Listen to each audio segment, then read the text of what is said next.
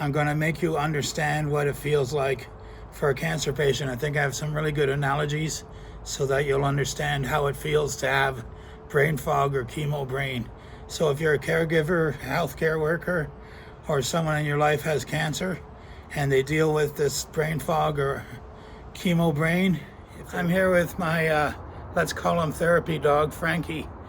And I'm not sure I introduced him to you all yet, but he's generally a good boy, and he kept me a lot of company going through chemo and radiation, so he's a really important part of the family. So if you want to imagine what it's like to have cancer brain fog, here's how I want you to think about it, okay?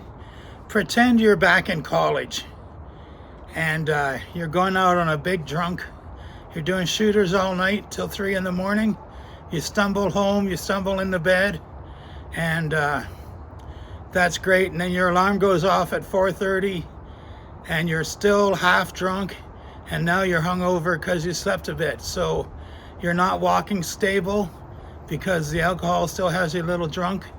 Your mind is all like tired and just hard to think because you're hungover at the same time.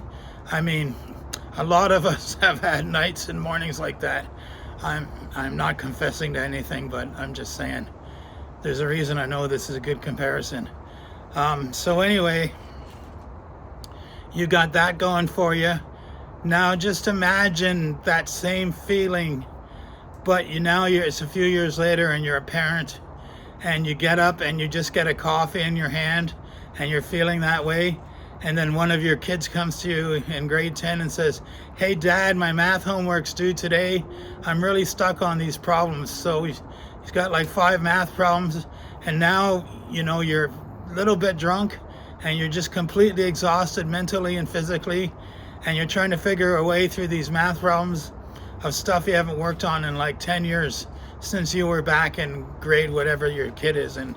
So you're trying to do that. I mean, if with the brain fog, chemo fog, it feels that way on even simpler things. Like for example, when my family was closing up the pool for the winter, I was trying to walk them through it, and it was as difficult as doing a challenging math problem from grade 12 that I haven't done in 30 years. The other thing too is the more you have to think, the quicker you get tired. And the problem with the brain fog is your whole body gets fatigued, not just your thinking. So you get that hangover feeling, you'll just finally get rid of it, and then you'll get in a big long conversation where you have to do a lot of active listening, possibly explaining concepts, and the brain fog slowly starts to return. And then as soon as that conversation ends, bang, it just comes on full blast again. And that's honestly what happens. And after a while you see a pattern to it. Like for me at work, I ask all meetings be scheduled 45 minutes or less, and it's a hard stop because I know after 45 minutes, if I go beyond that, I'm not going to be in shape to get anything done the rest of the day because the brain fog will be too hard. So for me, video meetings really set off my brain fog. And when the brain fog is there, it just affects your whole body. It affects your balance when you're walking. You're more likely to trip on stairs or carpets or things like that. So just imagine that feeling, like I said, of being hungover but still a little bit drunk. And that's brain fog or chemo brain right there. Okay, so it affects your balance. Fatigue, you feel it through your whole body. If you can go get a nap for an hour or something like that, it kind of seems to reset the brain fog. So that's something that I call proactive napping. So if I have a meeting scheduled, sometimes if I can, I go try to have a nap before the meeting, even if it's only half an hour. It just seems like if I manage to get to sleep, it resets my brain somewhat. So like I said, active listening is tired. Now the steroids I'm on, like dexamethasone, prednisone, these kind of corticosteroids, you'll find they can either help your brain fog or make it worse, depending on why you're on them. So that's a good conversation to have with your doctor or oncologist, because the dexamethasone at a certain dose really makes me foggy, affects my whole body, but under a certain dose, I mean, it's okay, but going too low at the wrong time can cause your brain swelling, you know, to get worse, and which is only going to like give you a ton more brain fog than if you just took the steroids. So make sure you just follow your medical team's advice after they do your scans and see where you're at. Active listening, like I said, is tiring. Affects your whole body. Here's what helps me, okay? So in the morning, I like to start my day, I like to come out in the sunrise and watch the sunset. And I just have my coffee as my little ritual. I have a journal that I write in with all my daily goals, and I keep track. Did I do all my daily goals yesterday? Like, did I do my 40-minute bike ride, my 40 minutes of strength work? You know, there's my strength bands right behind me on the back deck. So that gets my day off to a good start. And then, so that helps with the brain fog, at least first thing in the morning. And then it gives me about 2 hours at my desk working where I'm just fine. So I try to schedule my meetings in the morning if possible, because I'm most fresh at that time. What else has helped me? Just sunshine and fresh air. Going for walks. Going for walks, I recommend it even when you have the brain fog. I recommend doing your strength and cardio even with the brain fog, because what you're doing is you're teaching your body, your adrenal glands to fire a bit anyway. Like, that's my pet theory. So if I have brain fog, I do my exercise anyway. And especially the low level easy cardio, I find clears up the brain fog shortly after.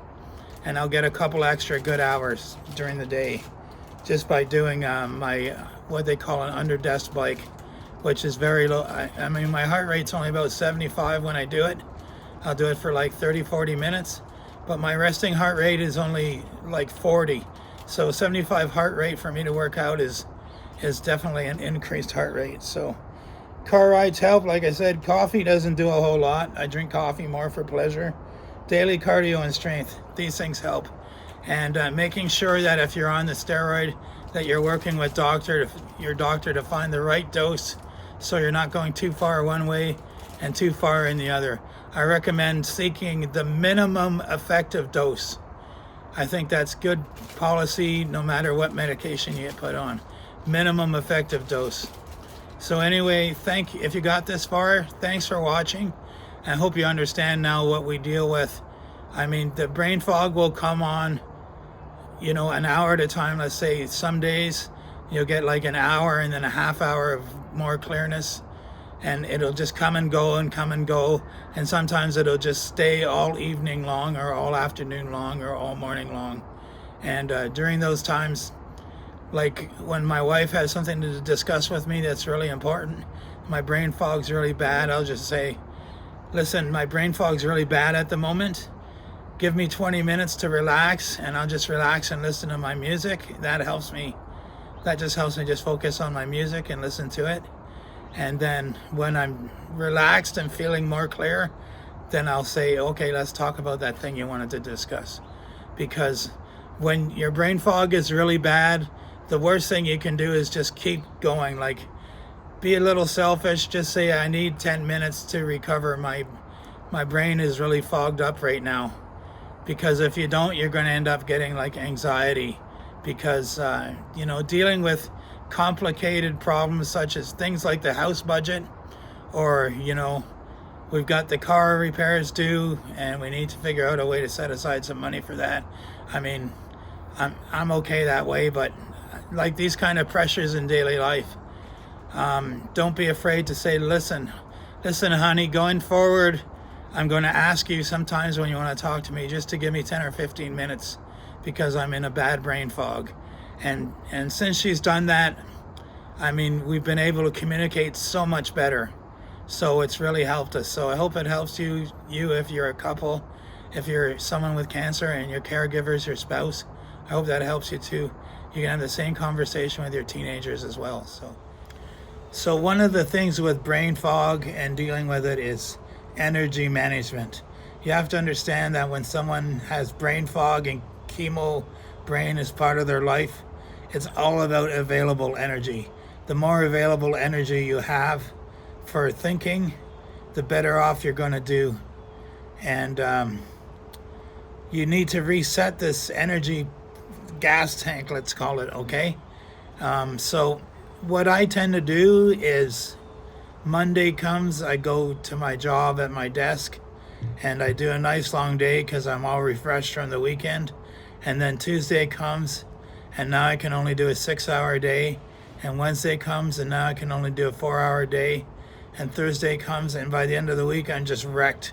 So as a different technique that works out much better is if you take your job and you divide it into chunks, okay? So whatever your job is, if it's just housework, if it's just stuff like you do on your own, or just things you want to do as part of your quality of life while you're being treated, the best thing is to do like a task that takes about 20 minutes and then just sit and rest your brain for 10 minutes.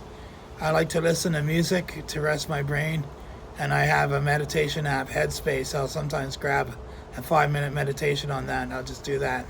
And so if you can break your day up into, you do a job, take a 10-minute break, do your next task, do a 10-minute break, your next task, 10-minute break.